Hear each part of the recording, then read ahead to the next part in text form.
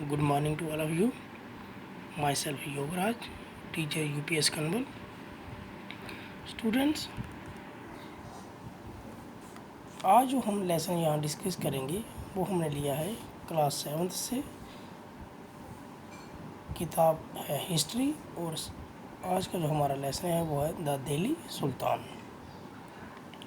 Students, जो दिल्ली है ये वो जगह है जहाँ पर हिंदुस्तान के मुख्तलिफ राजाओं ने बहुत सारे राजाओं ने हुकूमत की, जहाँ पर बहुत सारे राजाओं ने एक दूसरे के ख़िलाफ़ जंग लड़ी।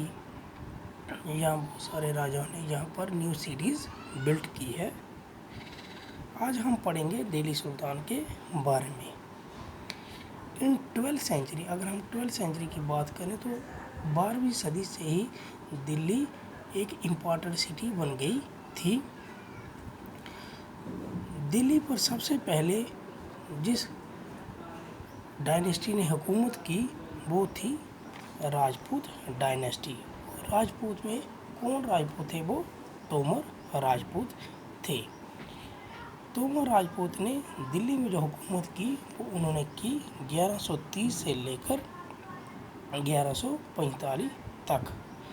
इन तोमर राजपूत को डिफीट कर दिया था चौहान्स ने। इनको किसने हराया था?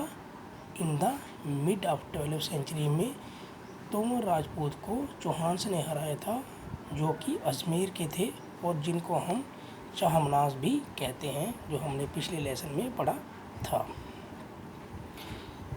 स्टूडेंट्स, तोमर्स और चौहान के अंडर दिल्ली एक इम्पॉर्टेंट कमर्शियल सेंटर था। कमर्शियल सेंटर बन गया था जहाँ पर कॉइन्स मिंट किए जाते थे। कॉइन्स का मतलब होता है सिक्के और मिंट होता है टकसाल। कॉइन्स मिंट किए जाते थे और इन कॉइन्स का क्या नाम डाला था? दिल्ली वाल। हैड ए वाइड सर्कुलेशन, और जिसके द्वारा वहाँ पर तिजारत होती थी। इस पैसे का, इस कॉइन्स का इस्तेमाल करके ही तिजारत होती थी। उस वक्त दिल्ली एक मेन सेंटर बन गया था, कमर्शियल सेंटर बन गया था, ट्रेड सेंटर बन गया था और यहाँ पर अच्छा खासा एक्सपोर्ट इंपोर्ट भी होने लगा था। डियर स्टूडेंट्स, अगला जो टेबल है the rulers of Delhi, table 1 को आपने रिकॉग्नाइज करना है। पहले में हमने बताया है राजपूत डायनेस्टी और चौहान्स डायनेस्टी, उनका जो अरसा था, जो रूल था, कहाँ से कहाँ तक था। उसके बाद जो 5 डायनेस्टी आई दिल्ली पर, जिन 5 डायनेस्टी ने हुकूमत की वो सब किससे रिलेटेड रखती हैं? मुस्लिम डायनेस्टी से। तो जब भी दिल्ली सुल्तान्स की बारी आती है तो वो किसको रेफ़र किया जाता है? मुस्लिम्स को कहा जाता है कि मुस्लिम ही दिल्ली सुल्तान थे।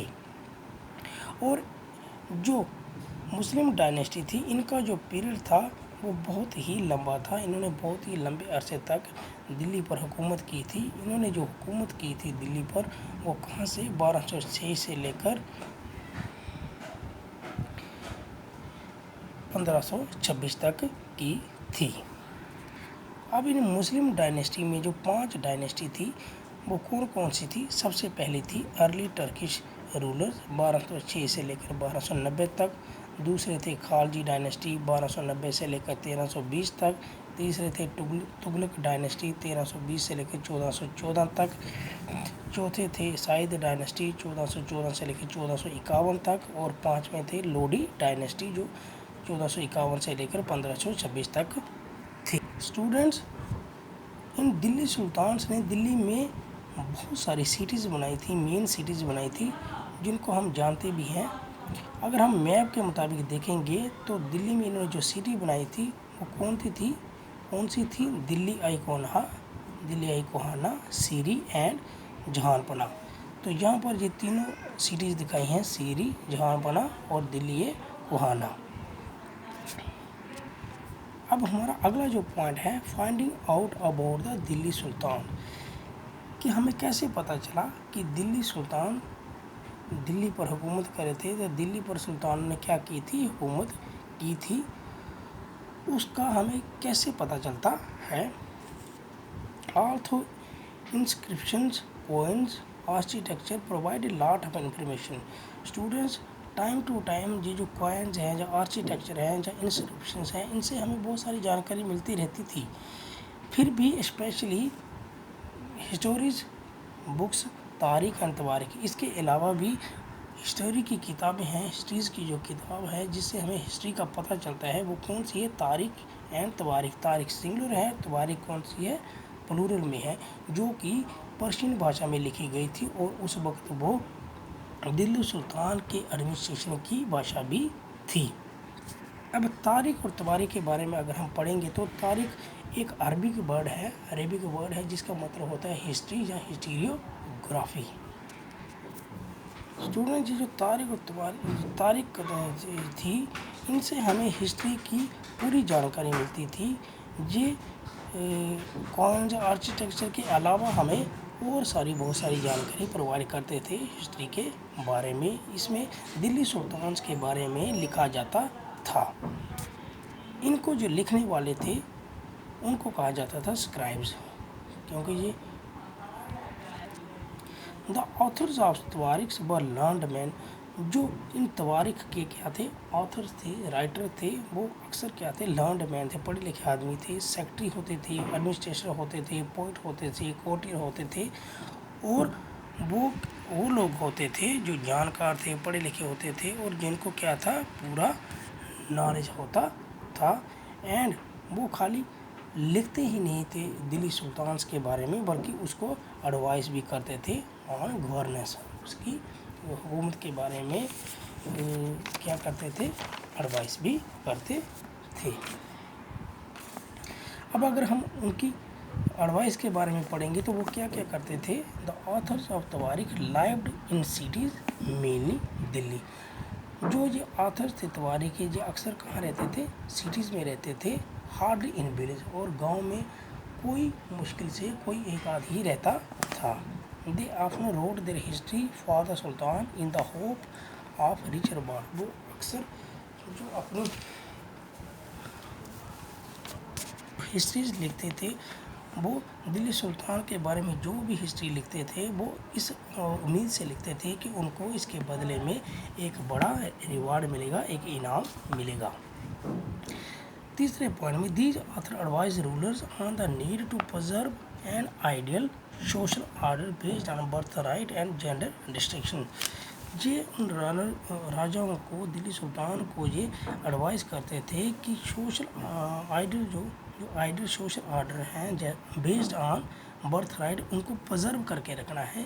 जो किस पर बेस्ड है, birth right and gender distinction पर। जेंडर बर्थ राइट से हमारा मतलब है कि जो प्रिविलेज्ड सोसाइटी में पैदा हुए हैं। जेंडर डिस्टिंक्शन से इनका मतलब था कि औरत और मर्द एक समान नहीं है।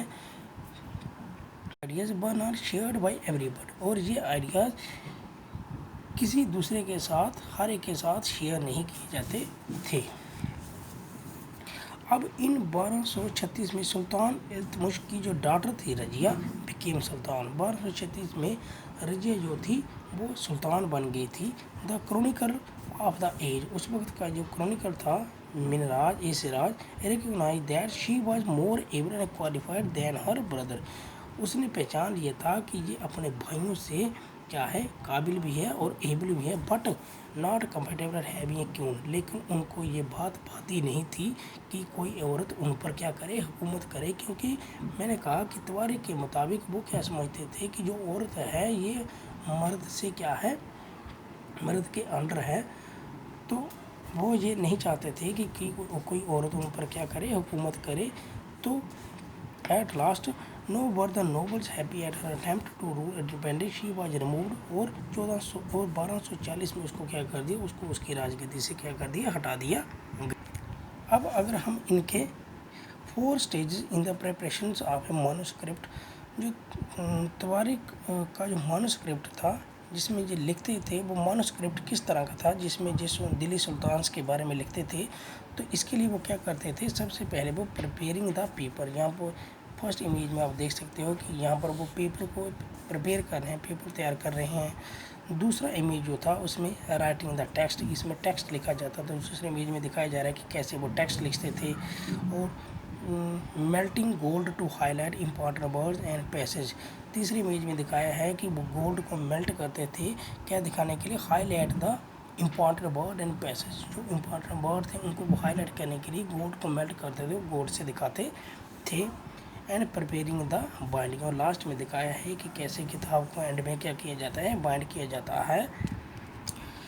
डियर स्टूडेंट्स, हमारा जो अगला पॉइंट है वो है from garrison town to empire the expansion of the Delhi sultan. Garrison town to empire, कैसे वो गैरिसन से उन्होंने एक बड़ा एम्पायर बना लिया। गैरिसन होता है फोर्टिफिकेशन। गैरिसन को हम एक डेफिनेशन के तौर कह सकते हैं, an area highly fortified by soldiers to live, कि वो एरिया जहाँ पर सोल्जर को रहने के लिए सोल्जर बिठाए जाते हैं, सोल्जर के लिए जो होता है उसको गैरिसन एरिया कहा जाता है। In the early 13th century, the control of the Delhi Sultan really went beyond heavily fortified towns occupied by garrison। कहता है कि जो 13th सेंचुरी तक जो दिल्ली का जो सुल्तान का जो एरिया था वो खाली किस पर सीमित था, कहाँ तक सीमित था, इन गैरिसन में ही सीमित था। इसी में ही वो खुद भी रहते थे, उनकी सेना भी थी और फोर्टिफिकेशन की थी। तो the sultan seldom controlled the hinterland of the cities and were therefore dependent upon trade। लेकिन जो सुल्तान थे उनका हिंटरलैंड पर कोई भी कंट्रोल नहीं था। हिंटरलैंड होता है कि जो इन गैरिसन से जो बाहर की ज़मीन थी, गैरिसन मैंने कहा ना कि फोर्टिफिकेशन जो होती है उसकी जो बाहर की ज़मीन थी, जैसे कोई सिटी के बाहर कोई गांव होते हैं और जिसके बाहर की ज़मीन थी उस पर राजा का कोई कंट्रोल नहीं होता था। अब जो इससे बाहर जो हिंटरलैंड है उससे ही क्या बहुत सारा सामान सिटीज़ में आता है, सप्लाई के लिए लोग वहाँ से यहाँ पर आते थे, लोगों के सप्लाई देने के लिए ट्रेड के मकसद से यहाँ पर आते थे। तो राजाओं को इन सब पर क्या रहना पड़ता था, डिपेंड रहना पड़ता था। तो यहाँ पर वो तीन बातें बताता है, ट्रेड, ट्रिब्यूट और प्लंडर फॉर सप्लाईज। ट्रेड का मतलब हो गया कि वो आपस में तिजारत करते थे, garrison town to hinterland. Tribute होता है कि अगर कोई बाहर का राजा उससे क्या होता है, डरता है, तो वो उसको बदले में ट्रिब्यूट पेश करता है। और प्लंडर फॉर सप्लाईज, या फिर उनको क्या कर रही था, उनकी सप्लाईज को लूटा जाता था। तो इसमें भी बताया जाता है कि उनका कंट्रोल हिंटरलैंड पर नहीं था।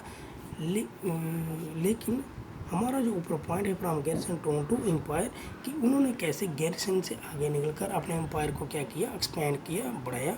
तो डियर स्टूडेंट्स, इसको हम अगले वीडियो में पढ़ेंगे। तब तक के लिए धन्यवाद।